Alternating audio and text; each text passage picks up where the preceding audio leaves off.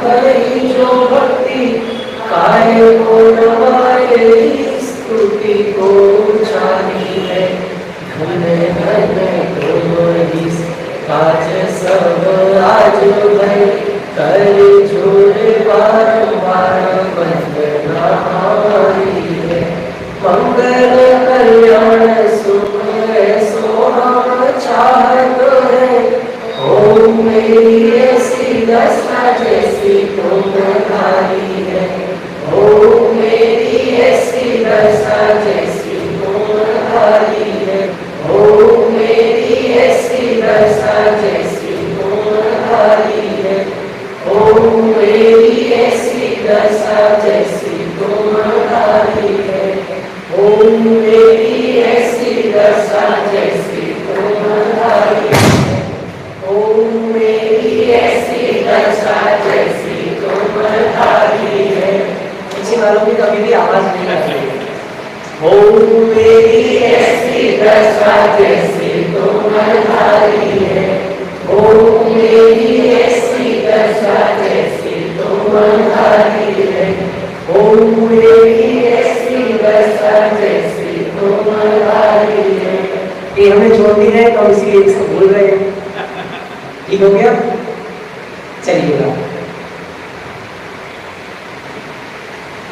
काय ताराचंद जी भाई साहब चले गए? चलिए सही है। किसी के अच्छे कार्य को देखकर ताली बजा देना अलग बात है, और उस अच्छे कार्य को अपने जीवन में अपना लेना एक महान बात है। कितने लोग समझे मुझे पता नहीं, फिर से रिपीट करता हूं। किसी के अच्छे काम को देखकर तालियां बजा देना, प्रशंसा कर देना, एप्रिशिएट कर देना, उसकी पूजा भक्ति कर देना एक अलग बात है, और उस अच्छे कार्य को अपने जीवन में अपना लेना एक महान बात है। मैं बात किस संदर्भ में कह रहा हूं? मैं संदर्भ में कह रहा हूं कि भगवान इस दुनिया के सबसे अच्छे महापुरुष हैं, तीनों लोगों के नाथ हैं, सर्वोत्कृष्ट हैं। उनकी भक्ति करना, उनकी पूजन करना, उनकी भक्ति में तालियां बजाना, नृत्य करना, ये सब अलग बात है। पर जो काम भगवान कर रहे हैं वो काम अपने जीवन में शुरू कर देना एक महान बात है, और यही वास्तव में उनकी असली भक्ति है। नियम सार ग्रंथ में लिखा है, मुक्तिगत नर श्रेष्ठ की भक्ति करे गुण भेद से, वह परम भक्ति कही है जिन सूत्र में व्यवहार से।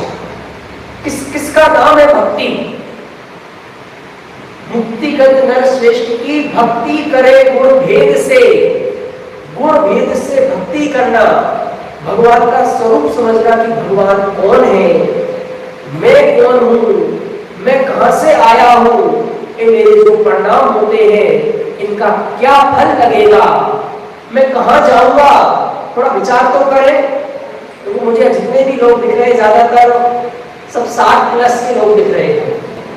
कम से कम हम विचार करें कि अब कुछ गिने चुने साल हमारे जीवन के बचे हैं, ये जीवन हमें कहां ले जाना है। हम बात शुरू कर रहे हैं, कहा तो बारह प्रवचन में गया था कि भक्तामल की चर्चा करेंगे, भक्तामल की चर्चा करेंगे, पर वो पूरा विषय अलग है। एक एक छंद के लिए कम से कम 1 घंटे का टाइम चाहिए। मैंने पूरा किया हुआ है, ऑनलाइन जाएंगे तो मिल भी जाएंगे। तो अभी तो अपना जो विषय चल रहा था तो उसे ही बहुत व्यवस्थित तरीके से कंटिन्यू कर रहे हैं। जो चर्चा अभी तक हमने की थी उसे मैं समराइज करता हूँ, फिर अपन आगे बढ़ेंगे। यदि जीवन में सुख, शांति, समता, संतोष, ये 4 चीजें नहीं आई और सब कुछ आ गया तो समझना जीवन में अभी कुछ नहीं आया। और यदि सुख, शांति, समता, संतोष, ये चार चीजें जीवन में आ गई तो समझना जीवन में जो कुछ नहीं आया है वह सब भी आपके ही चरणों में आने वाला है। दूसरी बात अपन ने एक ही थी कि दुखी होना ही पाप है। ये तो बिल्कुल दिमाग पर उतर जाना चाहिए। नियम कर लो कि जीवन में बाहर की स्थिति परिस्थितियां कैसे भी बने, मुझे दुखी नहीं होना है। क्या होना? मुझे दुखी नहीं होना है। और दुखी क्यों नहीं होना है? क्योंकि दुनिया का कोई भी व्यक्ति पाप के उदय से नहीं, पाप के परिणामों से दुखी होता है। तो पाप का उदय मेरे हाथ में नहीं है, पर उस उदय के समय पाप के परिणाम नहीं करना ये तो मेरे हाथ में है। तो चाहे पाप का उदय हो, उस पाप के उदय में भी मुझे पाप के परिणाम नहीं करने हैं। अगली बात जो आज हम नई शुरू कर रहे हैं वह यह है कि मुक्ति तो आनंदमय है और मुक्ति का मार्ग भी आनंदमय है। हमें क्या लगता है कि जो मार्ग है वो कष्टदायी है। संवर तत्व संबंधी भूल यही है कि जो धर्म ध्यान आनंद रूप उसको माना में दुख स्वरूप। ये धर्म कैसा लगता है? दुख स्वरूप लगता है कि आनंद स्वरूप लगता है? एक्चुअली इसको प्रेजेंट ऐसे किया गया है कि दुख जैसा। कैसे प्रेजेंट किया गया? कि धर्म करने के लिए गज कुमार को देखो, सुकोसल को देखो, सिर पे सीढ़ी रख दी, कितने कितने कष्ट होते हैं, कितने कितने उपसर्ग होते हैं, धर्मात्मा के जीवन में कितनी प्रॉब्लम्स आती हैं, नहीं आती है। मैं क्या कह रहा हूं, शास्त्रों में लिखा है असंख्य मुनि हो गए, करोड़ों अरबों ऐसे मुनि हो गए जिनके ऊपर कोई उपसर्ग ही नहीं आया। ये जो उपसर्ग वाले हैं ये 4-5 ही है जिन्हें याद कर करके हम दुखी होते रहते हैं। धर्म के मार्ग में तो इतना दुख है, इतना दुख है। अरे भाई साहब 99% ऐसे मुनि हैं, ऐसे श्रावक है, ऐसे साधक है, ऐसे आत्मार्थी है, ऐसे मोक्षु है कि जिनके जीवन में कोई प्रॉब्लम्स नहीं आई, कोई प्रतिकूलता नहीं आई। पर हमारी आदत क्या है?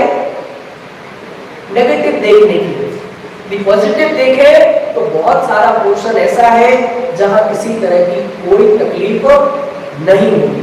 तो बात क्या चल रही थी कि मुक्ति तो आनंदमय है ही, मुक्ति का मार्ग भी आनंदमय है। एक बार रिपीट कर सकते हो क्या? क्या बोला?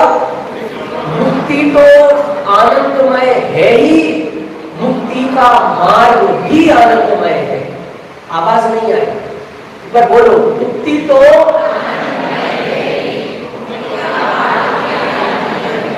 और रही गई कसर हम यहां पूरी कर लेते हैं। देखो बेचारे मुनिराज कितने कष्ट में है, ऐसी गर्मी में कैसे रहते होंगे। एसी नहीं है, पंखे नहीं है, कूलर नहीं है, पानी नहीं है, कैसे रहते होंगे। अरे नहीं, उनका सुख शरीर आश्रित नहीं है, इंद्रिय जन्य सुख नहीं है, उनका सुख तो अतीन्द्रिय सुख है। कैसा सुख है? अतीन्द्रिय सुख है। और वास्तव में इंद्रिय सुख सुख है ही नहीं, वो तो दुख ही है। कहां लिखा? प्रवचन सार में। इंद्रिय सुख सुख नहीं है, दुख है, विषम बाधा सहित है, परतंत्र है, विच्छिन्न है, दुख का कारण है। और अब आप थोड़े से सुनने की स्थिति में आ गए हैं तो मैं थोड़ी और गहरी बात करता हूं। जो बात मैंने शुरू की है कि मुक्ति का मार्ग बिल्कुल आनंदमय मार्ग है। मुक्ति के मार्ग में कहीं कष्ट है ही नहीं। जहां कष्ट है वहां धर्म नहीं, और जहां धर्म है वहां कष्ट नहीं। हमारे यहां पे वाक्य आता है कि जैनी सो दुखी नहीं और दुखी सो जैनी नहीं। क्या बोला? जैनी सो दुखी नहीं और दुखी सो जैनी नहीं। मतलब डेफिनेशन ही बना दी कि जो दुखी है और दुख संयोगों से नहीं है। आज मुझे इस पे भी चर्चा करनी है, चर्चा बहुत सारी है। सबसे पहले मैं एक प्रवचन सार की चर्चा करके फिर इस चर्चा पर आता हूँ। मैंने लिख रखा है उसको कि पुण्य का उदय क्या है, पाप का उदय क्या है। आज ये समझा के जाऊंगा अपने वालों को। पहले तो प्रवचन सार की गाथा में एक बहुत सुंदर 63 नंबर की गाथा आती है, सुखाधिकार है। उसमें लिखा है, नरपति सुरपति असुरपति पीड़ित विषय दबदाह से रमणीक विषयों में रहे सह सके न। तन वेदना से दुखी वे रमणीक विषयों में रहे। क्या कह रहे हैं आचार्य कुंददेव? आचार्य कुंददेव ये कह रहे हैं कि बहुत सारे इंद्रियों की भोग सामग्री हमारे सुखी होने की प्रतीक नहीं है, ये हमारे दुखी होने की प्रतीक है।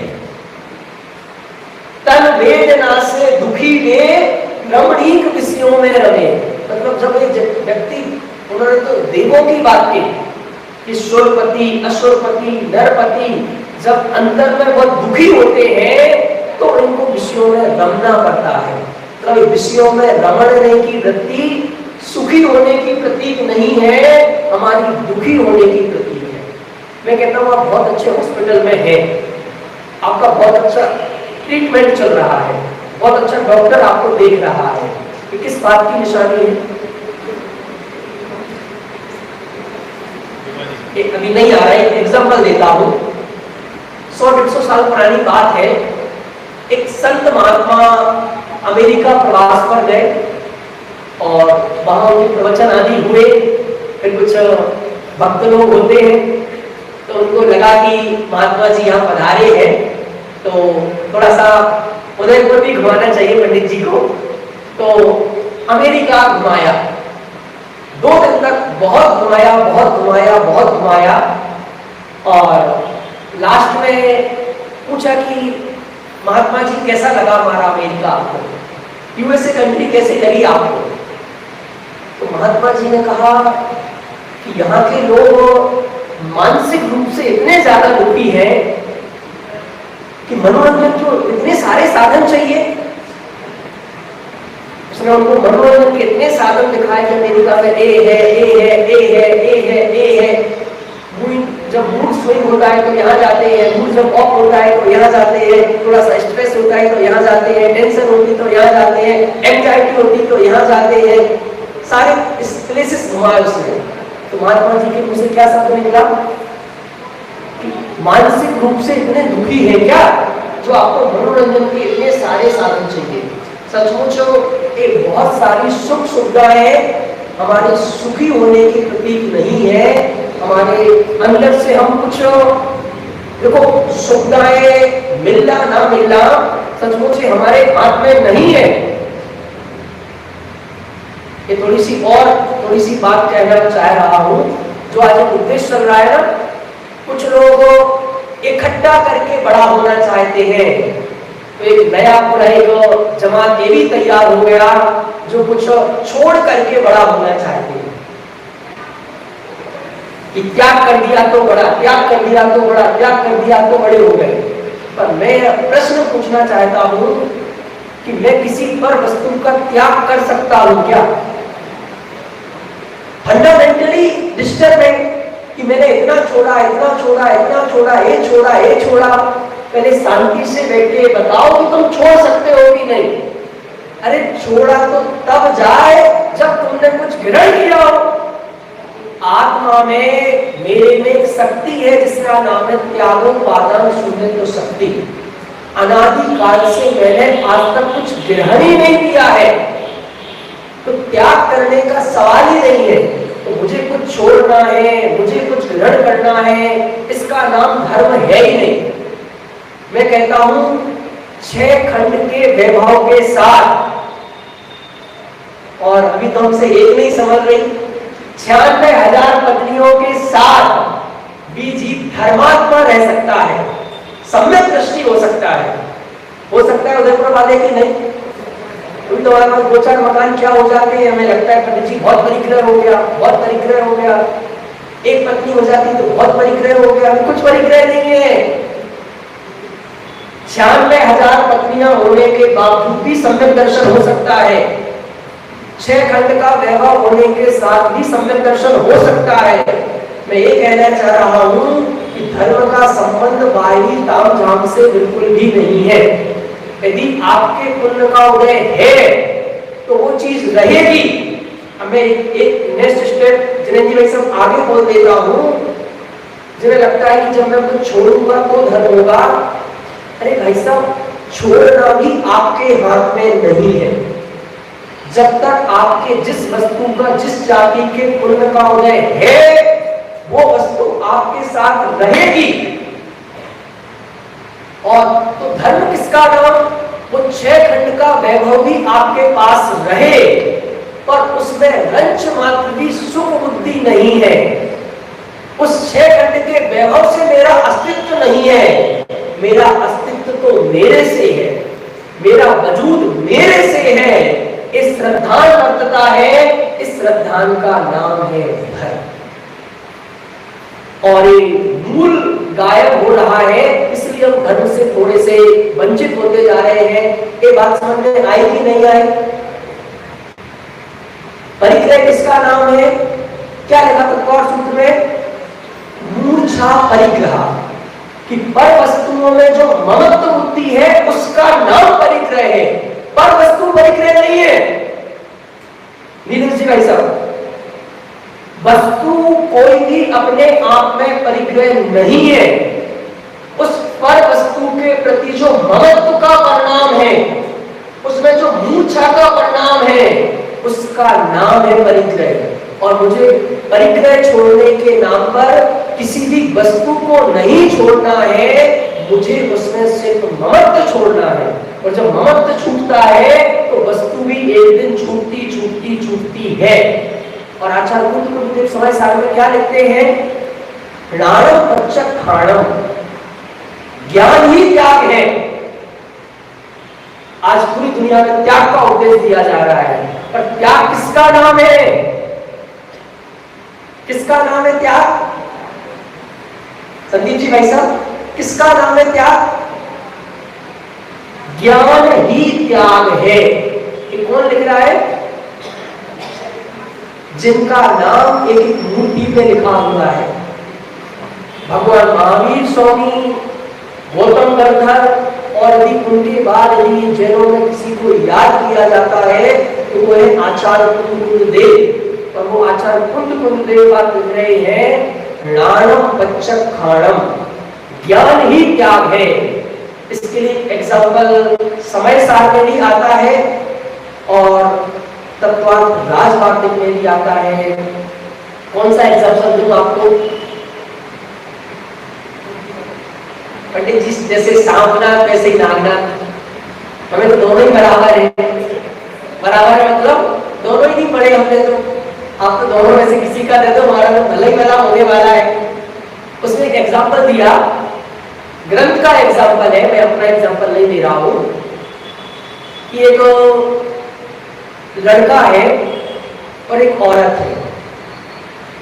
वास्तव में दोनों मां बेटे हैं, एक मां और एक बेटे। पर किसी अंधकार में दोनों की कोई मुलाकात हुई और दोनों को एक दूसरे में प्रेम का परिणाम हो गया। और बात हुई कि कल अपन इस स्थान पर मिलेंगे। अंधेरा था और ऐसा तो बोल नहीं सकते कि सोशल मीडिया का कोई इस्तेमाल की नहीं। आप समझने को समझ सकते हैं कि एक आईडी से कुछ ऐसा हुआ और अगले दिन की मीटिंग तय हुई कि दोनों मिलेंगे। दोनों जिस जगह का स्थान नक्की किया गया था कि दिन में हम सुरक्षित वातावरण में उजेले में यहाँ पर मिलेंगे, दोनों एक प्रेमी प्रेमिका के रूप में मिलने के लिए अपने घर से निकल पड़े। जैसे ही दोनों उस स्थान पर पहुंचे और दोनों ने एक दूसरे को देखा, उसे ज्ञान हुआ, बेटे को ज्ञान हुआ कि ये मेरी मां है। मां को ज्ञान हुआ है मेरा बेटा है। अब मेरा प्रश्न यह है कि उनके बीच में जो प्रेम का परिणाम था उसको दूर करने के लिए क्या करना पड़ेगा? उस जो वासना का त्याग करने के लिए क्या करना पड़ेगा? क्या? कुछ नहीं करना पड़ेगा। कि जैसे ही ज्ञान हुआ कि ये मां है, मां को ज्ञान हुआ है मेरा बेटा है, सारा वासना का परिणाम बिल्कुल खत्म हो गया। कैसे खत्म हुआ? सम्यक ज्ञान होते ही। ऐसे ही ज्ञान ही वास्तव में त्याग है। त्याग करने के लिए आपको अलग से कुछ नहीं करना है। जैसे जैसे ज्ञान बढ़ता जाएगा त्याग जीवन में सहज भाव से आता जाएगा। अब गाथाएं रह गई हैं, थोड़ी सी चर्चा गाथाओं की जाए। तैयार है क्या समझने के लिए? मूड में है ना समझने के? देखो बाहर तो टीवी पे बहुत डिस्टर्बेंस चल रही है, तो यही सरल मूल दिखता है कि कुछ हम मूल से जुड़े और मूल से कुछ पढ़े। हमने जो गाथाएं पढ़ी थी, मैं एक बार फिर से पाठ करता हूँ, हाथ जोड़ लीजिएगा सभी। तो इन गाथाओं के पाठ में ही सातिशय पुण्य का बंध होता है। इतनी महत्वपूर्ण मूल गाथाएं हैं, आज से 2000 साल पहले लिखी गाथाएं हैं। जावण वेदी विशेषम तरंतु आगा समान दोणंती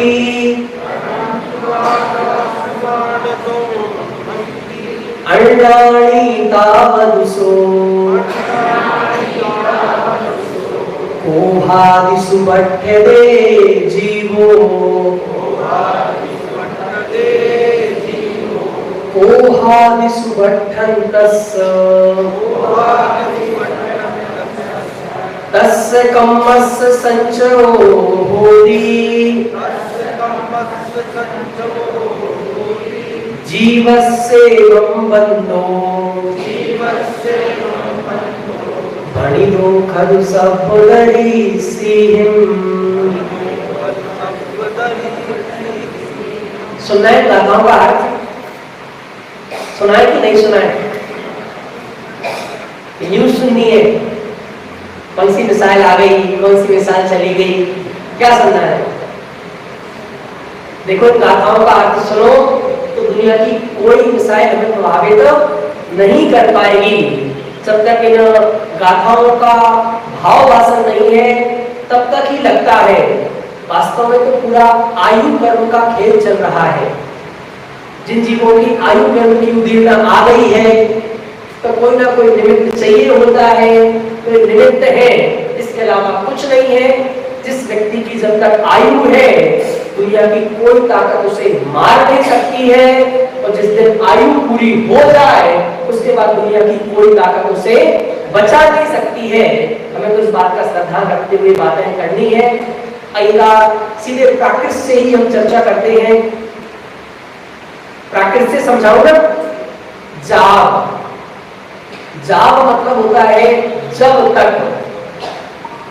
तक यह आत्मा और आश्रमों में विशेष अंतर नहीं जानता है। एक ही लाइन है पूरी गाथा में। कहाँ है राजू भाई? व्यवस्थाओं में लग रहे। चलिए, बहुत इंपॉर्टेंट चीज है, जब तक यह जीव आत्मा और आश्रमों में, पहले तो जब तक है आत्मा मतलब कौन? तो आत्मा पाकिस्तान वाला, आत्मा मतलब मैं। जब तक मैं नहीं मानोगे ना तो काम नहीं होता। हमारे राजनीति में बहुत चलता है, इसे बोलते हैं कि भाई पार्टी की जिम्मेदारी किसकी? हमारी हमारी हमारी। तो मोदी जी ने कहा कि हमारी जिम्मेदारी लोगे तो कभी छुटाई नहीं मिलेगी। क्या बोलो? मेरी। तो मेरी जिम्मेदारी, मैं। तो मैं जब तक आत्मा और आश्रम में विशेष अंतर नहीं जानता हूं, अण्डाणि तावदुसो, तब तक यह अज्ञानी है। कब तक अज्ञानी है? ज्ञानी बनने के लिए क्या करना है? आत्मा और आश्रमों के बीच अंतर जानना है। ज्ञानी बनने के लिए आपको समय सार की 418 गाथाएं याद होना कंपलसरी नहीं है। ज्ञानी होने के लिए तत्वार्थ सूत्र याद होना कंपलसरी नहीं है। ज्ञानी होने के लिए भक्तमर याद होना कंपलसरी नहीं है। आचार्य कुंद क्या लिख रहे हैं कि जो जीव आत्मा और आश्रमों के बीच विशेष अंतर जानता है वो क्या हो जाता है? ज्ञानी। देखो, मुद्दे की चीज पर ठोक होनी चाहिए बस। कैसे मुद्दे की चीज पर काम होना चाहिए? एग्जांपल देता हूं। सूरत यहां से पास ही है ना, अहमदाबाद गुजरात, सूरत पास ही है। सूरत की घटना है, एक बहुत बड़ा व्यापारी था और उसके कपड़ों की बहुत बड़ी फैक्ट्री थी। बहुत बड़ी बड़ी मशीनें उसमें लगी हुई थी। एक मेन मशीन थी जिससे सारी मशीनें चलती थी। डेली का करोड़ों रुपए का टर्नओवर था। एक दिन अचानक से वो मशीन उसकी बंद हो गई। उसने बहुत मेहनत की, बहुत पुरुषार्थ किया, सारे इंजीनियर्स को बुलाया कि मशीन ठीक हो जाए। मशीन ठीक नहीं हुई। देश दुनिया के बड़े से बड़े मैकेनिक आए और उन्होंने बहुत कोशिश की कि मशीन चालू हो जाए, मशीन चालू हो जाए। क्योंकि डेली लाखों रुपए का, करोड़ों रुपए का लॉस हो रहा था। जब कुछ नहीं हुआ तो उसने अखबार में विज्ञापन निकाल दिया कि भाई फलाना फलाना स्थान पर एक मशीन है और ये खराब हो गई है, जो व्यक्ति इसको सुधारेगा उसे 1 लाख रुपए का इनाम दिया जाए। एक खबर पूरी दुनिया में फैल गई और उस मशीन की देखरेख करने वाला वहां का एक सुरक्षा गार्ड था। उसके पास भी वो अखबार की कटिंग आई और उसने देखा कि भाई 1 लाख रुपए का इनाम। उसने कहा क्या बात है, एक बार अपन भी मशीन के पास चलते देखते कि तकलीफ क्या है। उसने देखा कि मशीन तो सब ठीक है, इंटरनल कोई प्रॉब्लम नहीं है।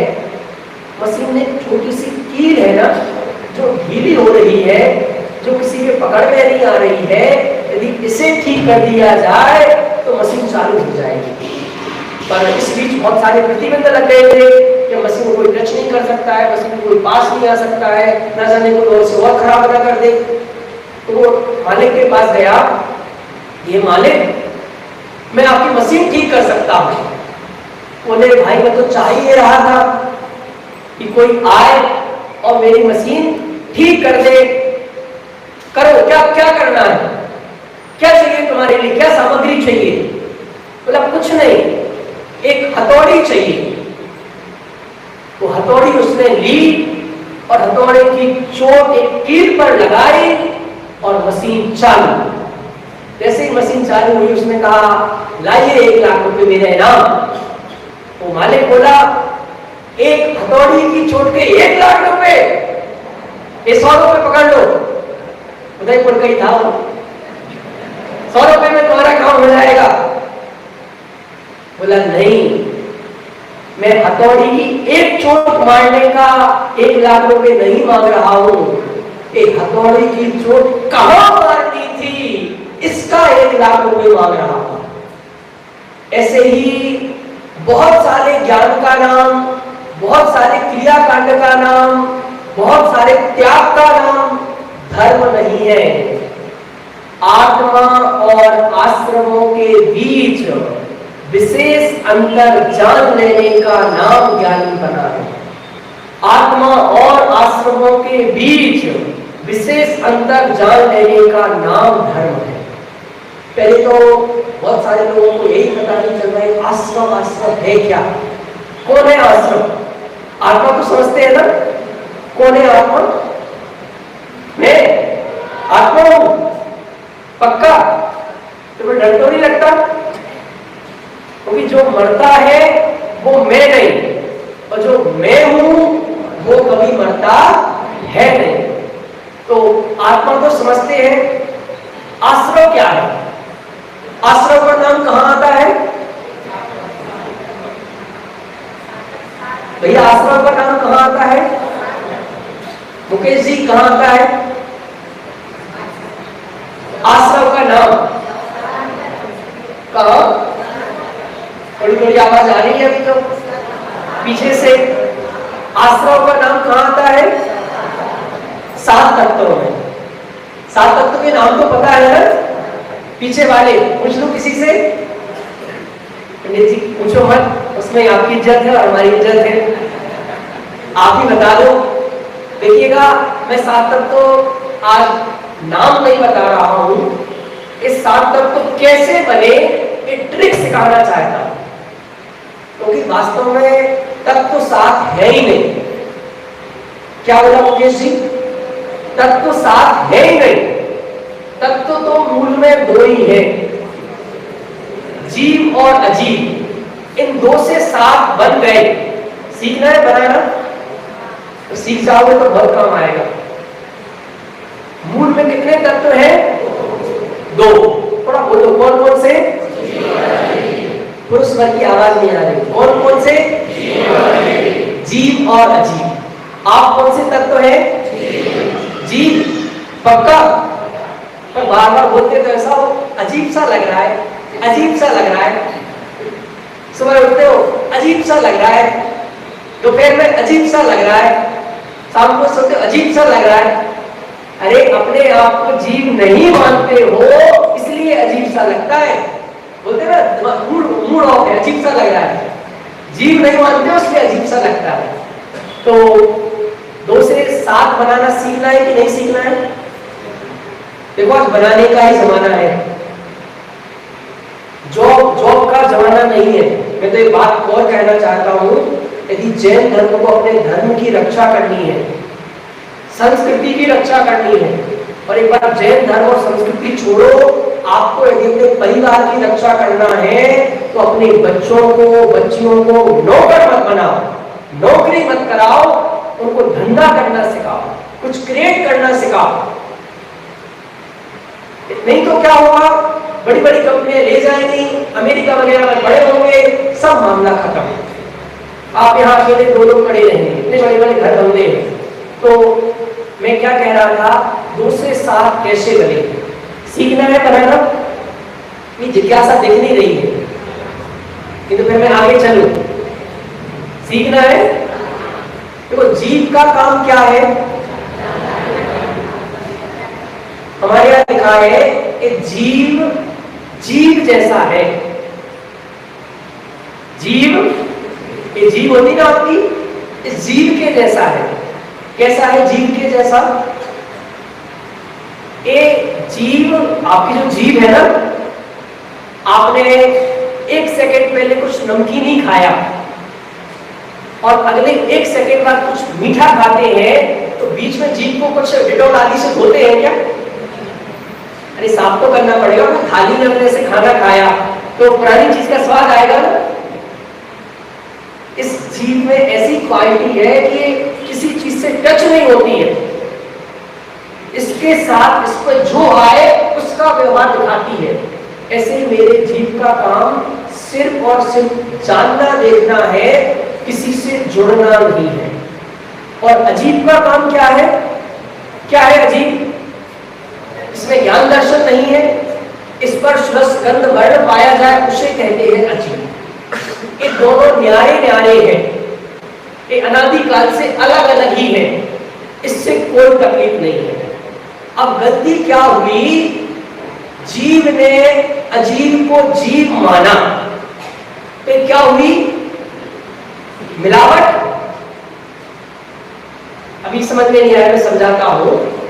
आपके घर पर तेल रखा हुआ है और घी रखा हुआ है, ये दोनों अलग अलग रखे तो कोई डिस्टरबेंस है? कोई गंदगी है क्या? कोई मिलावट है क्या? नहीं। पर जैसे ही घी तेल दोनों मिल गए तो क्या हो गए? मिलावट हो गई। मिलावट मतलब गंदगी, गंदगी मतलब अशुद्धता। समझ में आ रहा है?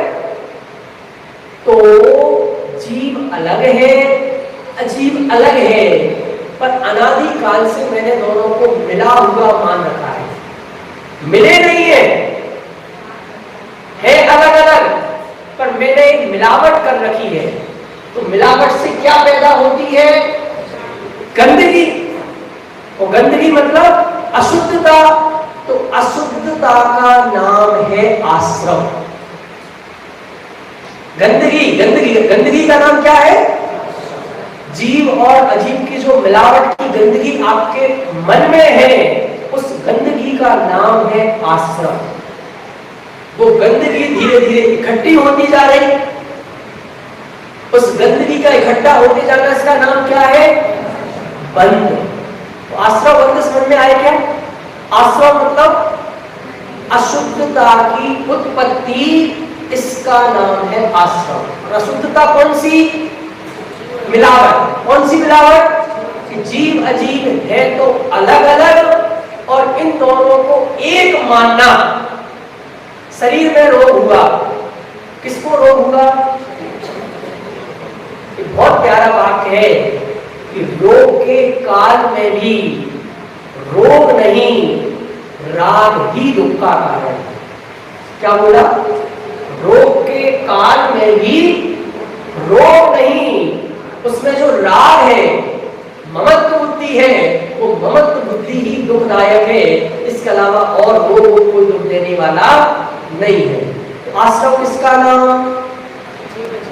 किसका नाम? गंदगी का नाम। और उस गंदगी का इकट्ठा होना, इसका नाम है बंध। अब ये गंदगी बहुत इकट्ठी होती जा रही, बहुत इकट्ठी होती जा रही, बहुत इकट्ठी होती जा रही। देखो, मैंने अभी एक पुस्तक लिखी, टेंशन फ्री लाइफ। आज शाम को सबको देंगे हम, किसकी तरफ से देंगे पता नहीं, जनक जी बता देंगे कि किसकी तरफ से दी जाएगी, पर दी जाएगी आज।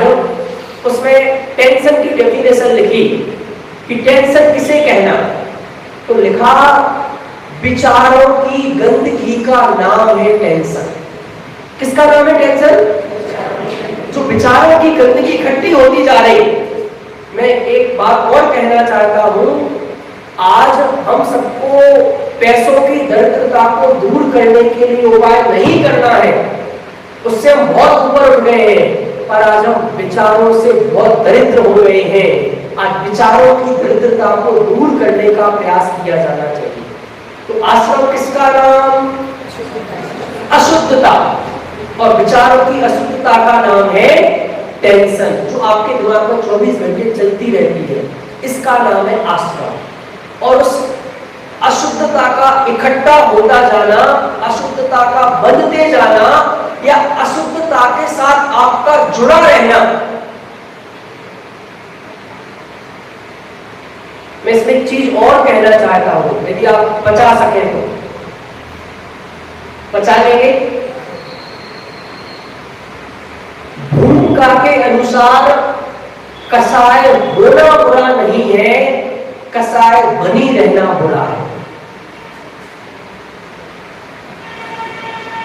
क्या क्या बोला मैंने?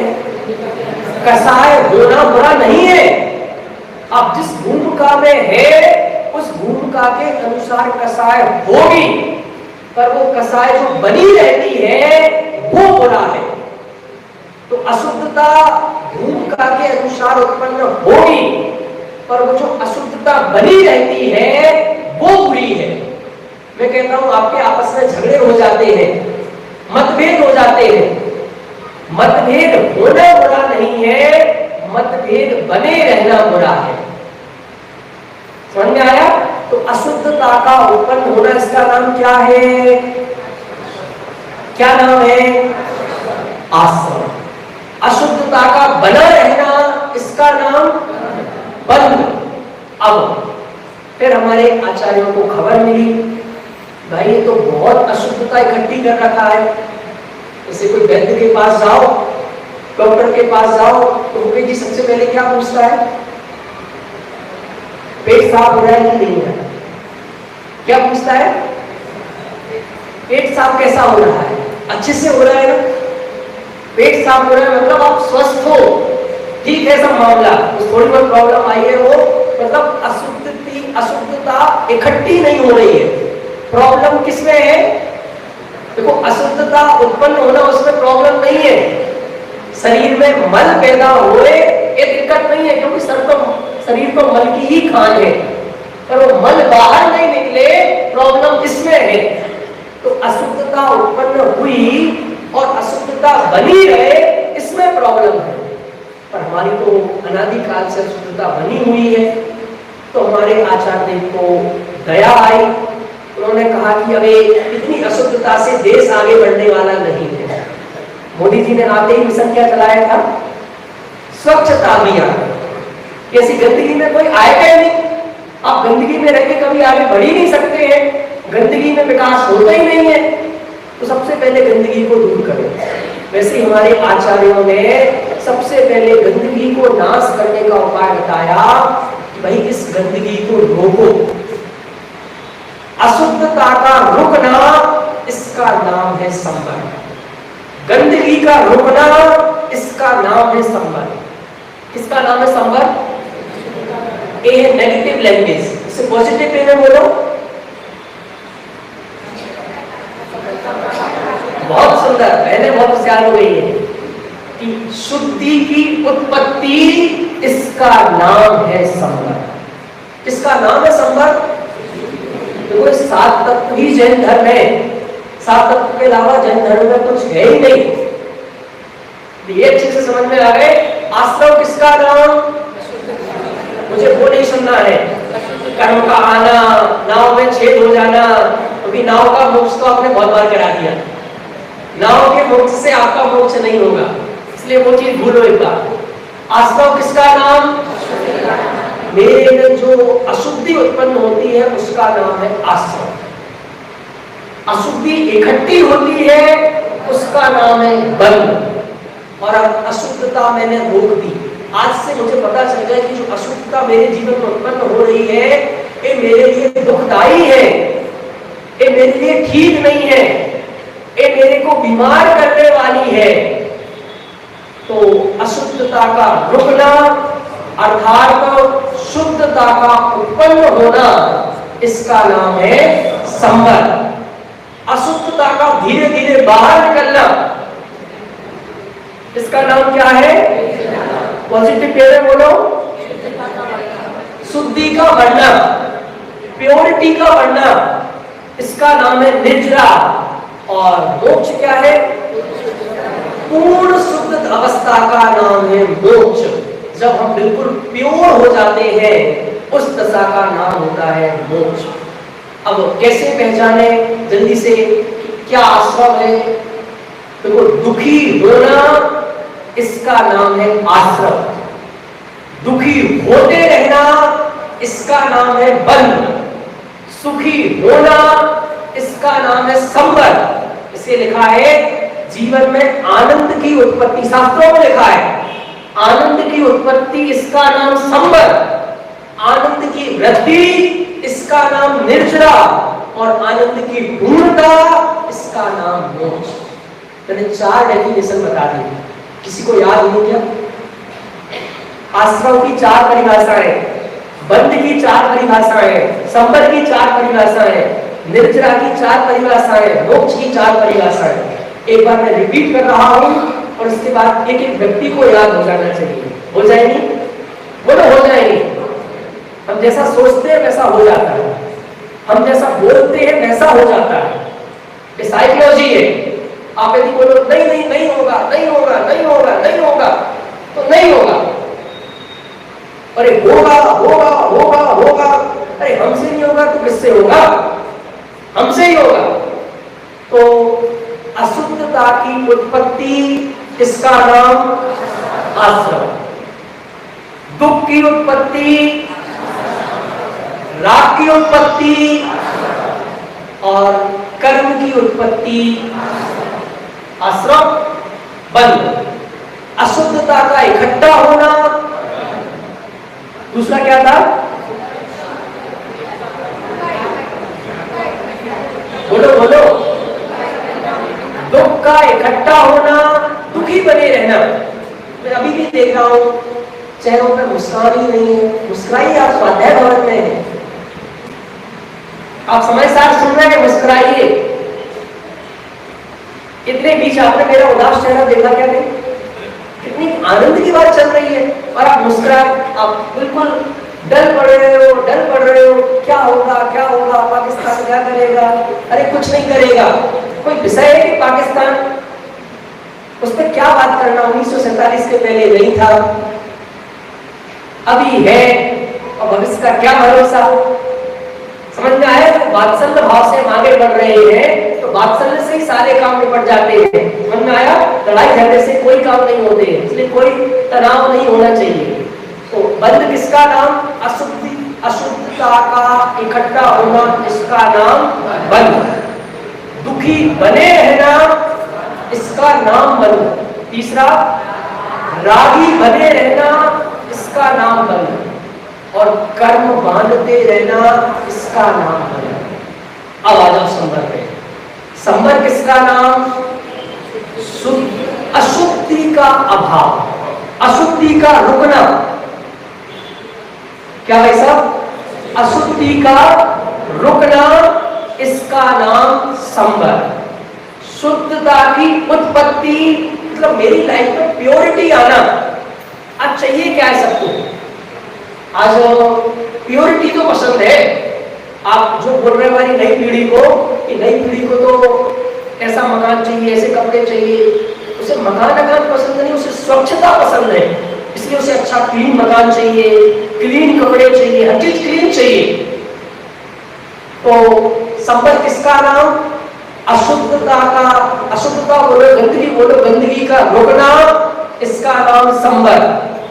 शुद्धता का उत्पन्न होना, इसका नाम संवर। आनंद की उत्पत्ति होना, इसका नाम संवर। और कर्मों का रुक जाना, इसका नाम संवर। अरे डेफिनेशन भूल गए। वीतरागता की उत्पत्ति होना, इसका नाम संवर। किसका नाम निर्जरा? गंदगी का बाहर निकलना, इसका नाम निर्जरा। शुद्धता का बढ़ना, इसका नाम निर्जरा। वीतरागता का बढ़ना, इसका नाम निर्जरा। और कर्मों का बाहर निकलना, इसका नाम निर्जरा। मोक्ष,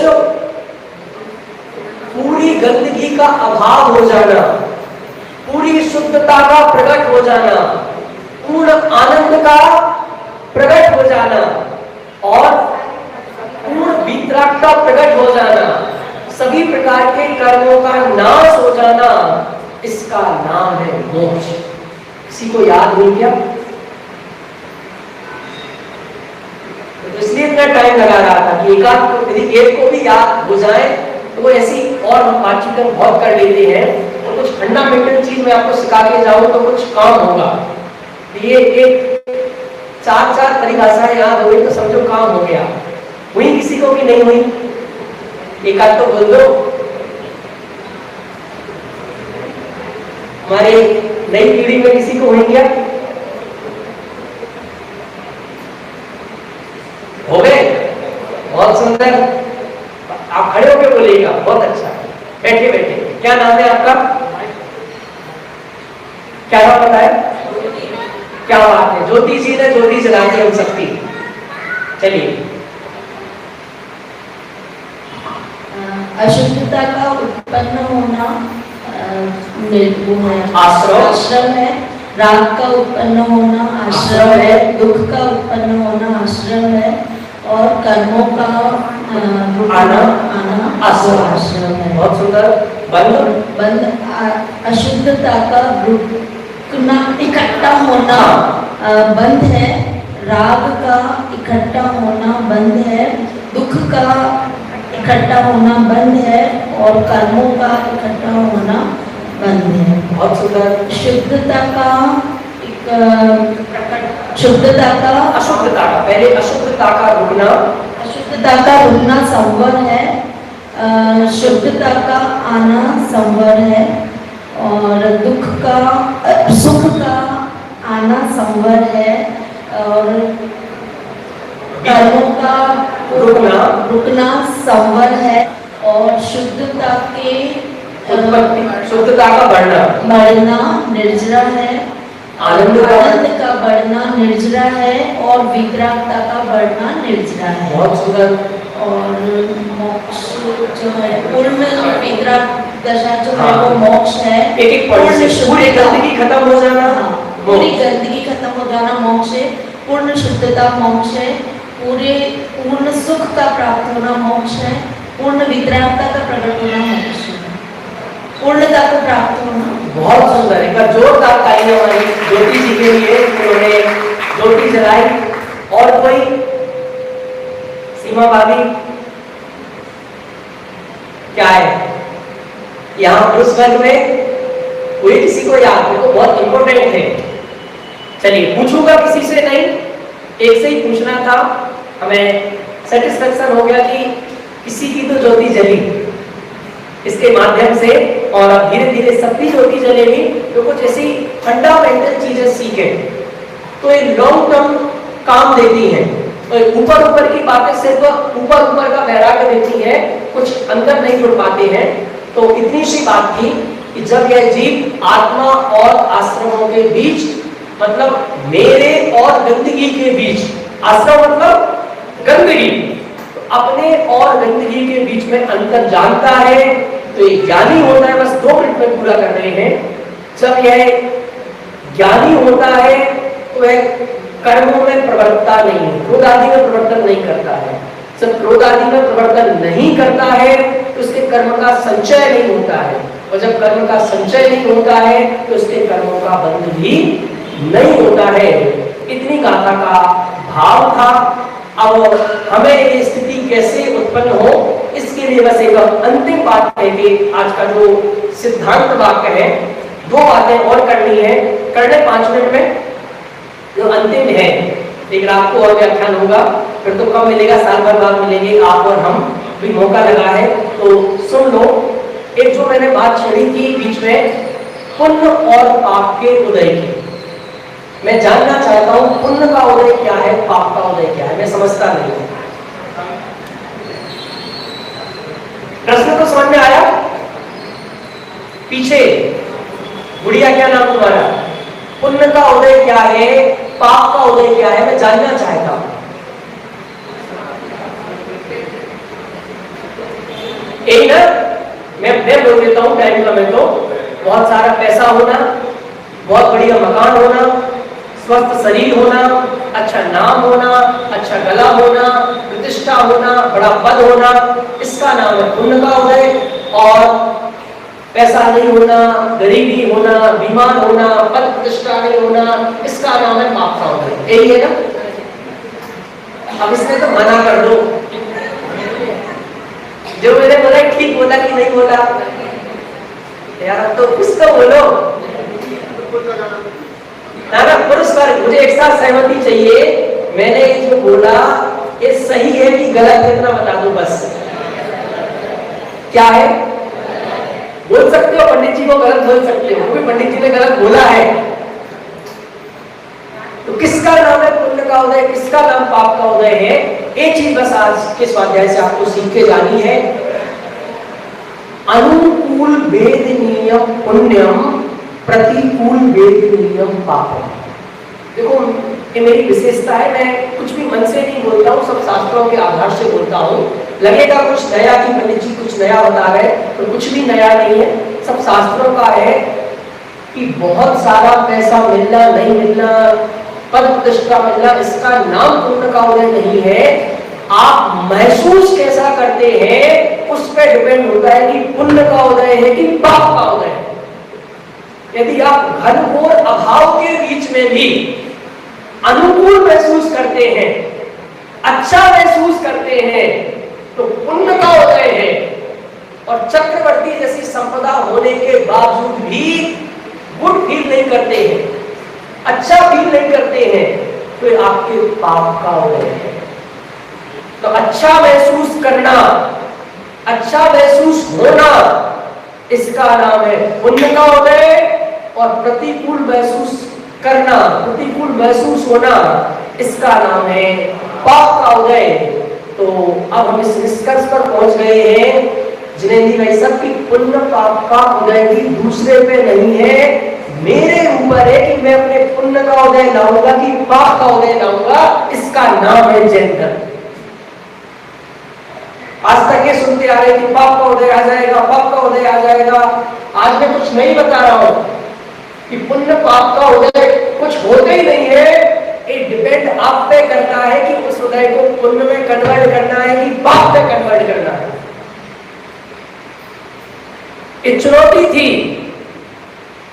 इस चुनौती से राजा बन जाना कि दुखी होते रहना। ये आपके मतलब आपके जीवन में कोई प्रॉब्लम्स आई, कोई प्रतिकूलता आई तो वो दुखी करने के लिए नहीं आई थी, न सुखी करने के लिए आई थी। स्थिति तो सिर्फ एक स्थिति थी। इसके लिए मैं ऐसा बोलता हूं कि दुनिया की प्रत्येक वस्तु सिर्फ वस्तु है, दुनिया का उदय सिर्फ उदय है, ना वो अच्छा होता है ना बुरा होता है। एक एग्जांपल देके बात पूरी करता हूं। बात है महात्मा गांधी जी की, नाम तो सुना ही होगा, सबके जेब में विराज रहे होंगे। महात्मा गांधी जी जब विदेश में पढ़ते थे, फॉरेन में पढ़ते थे, तो जिस कॉलेज में थे उसमें कंपटीशन हुआ जिसका नाम था ऐसे राइटिंग कंपटीशन। एक निबंध लेखन प्रतियोगिता का आयोजन हुआ और उसका टॉपिक था मां। क्या था? क्या था? उस वक्त बोल ही नहीं रहे। अरे आपकी भी तो कोई मां हुई होगी ना। तो मां, 3 घंटे का टाइम था, 40 पेज की कॉपी सबको दे दी थी।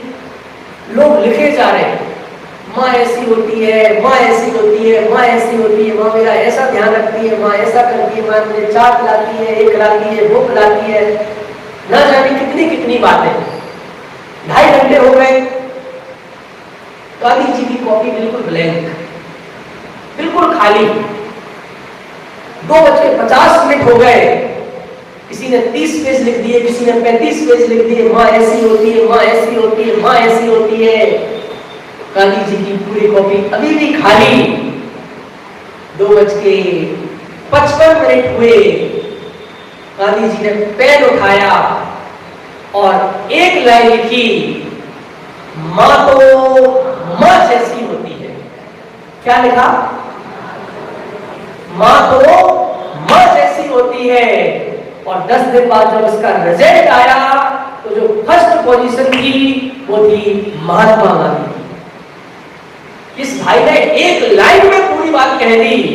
माँ को आप किसी उपमा से नहीं कर सकते हो। मैं कहता हूं कि वो चाय पिलाती थी तो माँ थी, और आज बेचारी बीमार हो गई, चाय नहीं पिला पा रही, तो क्या माँ नहीं है?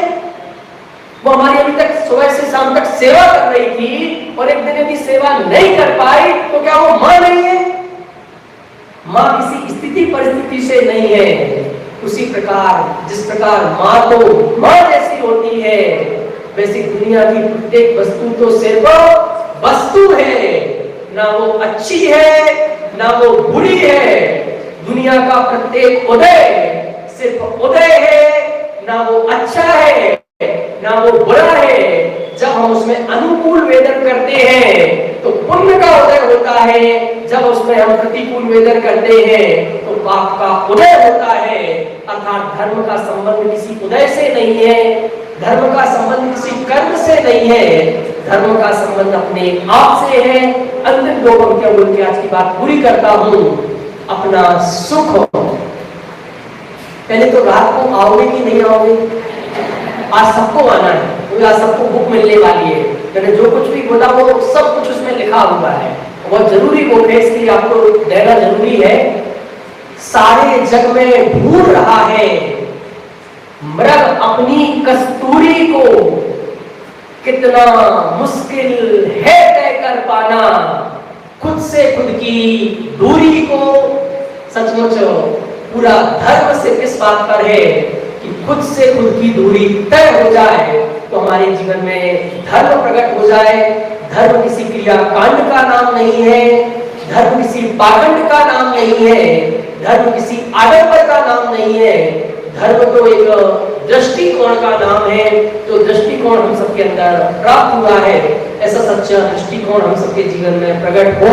इस पवित्र भावना के साथ अभी की वाणी को यहीं विराम देते हैं।